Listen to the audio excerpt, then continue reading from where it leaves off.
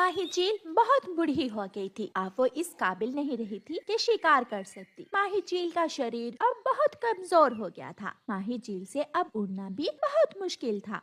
माही चील बहुत मुश्किल से उड़ती हुई कबूतर के पास जाती है। कबूतर, मैं जानती हूँ मैंने सारी जिंदगी बहुत बुरे काम किए हैं, बेकसूर पक्षियों को पकड़ पकड़ कर खा लिया, लेकिन अब मैं बूढ़ी हो गई हूँ। तुम मुझे अपने घर में रख लो और मुझे दाना दे दिया करो। अपनी दुश्मन को ही मैं अपने घर में रख लूं? ये नहीं हो सकता। सोचना भी ना। जाओ, चली जाओ यहाँ से। बूढ़ी चील निराश होकर वहाँ से चली जाती है। बूढ़ी चील तोते के पास जाती है। जाओ जाओ बूढ़ी चील, चली जाओ यहाँ से और दोबारा मेरे पास मत आना। तोते, कृपया कर, मैं भूख से मर जाऊंगी, मुझे खाने को कोई चीज ला दो। मुझे आज भी अच्छी तरह याद है जब मैं छोटा सा था और तुमने बेदर्दी से मेरी माँ को मार कर खा लिया था। मैं भूखी थी, तुम अब भी भूखी हो, क्या पता कब तुम मुझे ही खा जाओ। बूढ़ी चील दुखी हो जाती है और वापस अपने टूटे फूटे घर में जाकर बैठ जाती है।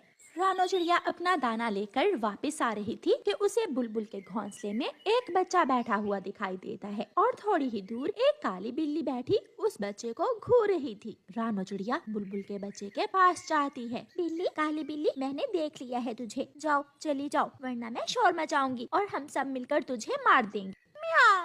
मैं तो यहाँ छुपकर चूहा पकड़ने की कोशिश कर रही थी। क्यों इल्जाम लगा रही हो छोटी चिड़िया? तुम जाती हो या मैं शोर मचाऊं? काली बिल्ली आहिस्ता आहिस्ता झाड़ियों से निकलती है और वहाँ से चली जाती है।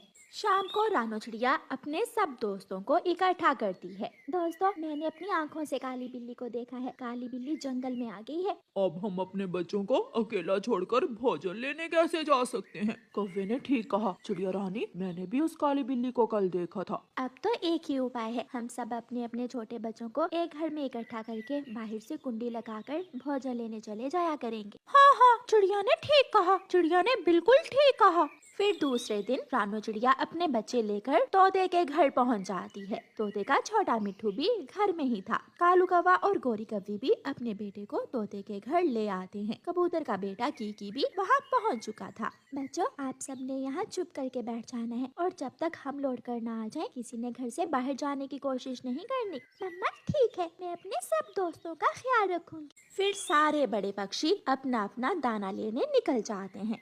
पहाड़ों से उतरकर काली बिल्ली जंगल की तरफ जाती है। अपने घर के बाहर बैठी हुई बूढ़ी चील भी काली बिल्ली को देख लेती है। ये काली बिल्ली जरूर किसी छोटे बच्चे को पकड़ने जा रही होगी, मुझे इस काली बिल्ली का पीछा करना होगा। चील भी काली बिल्ली के पीछे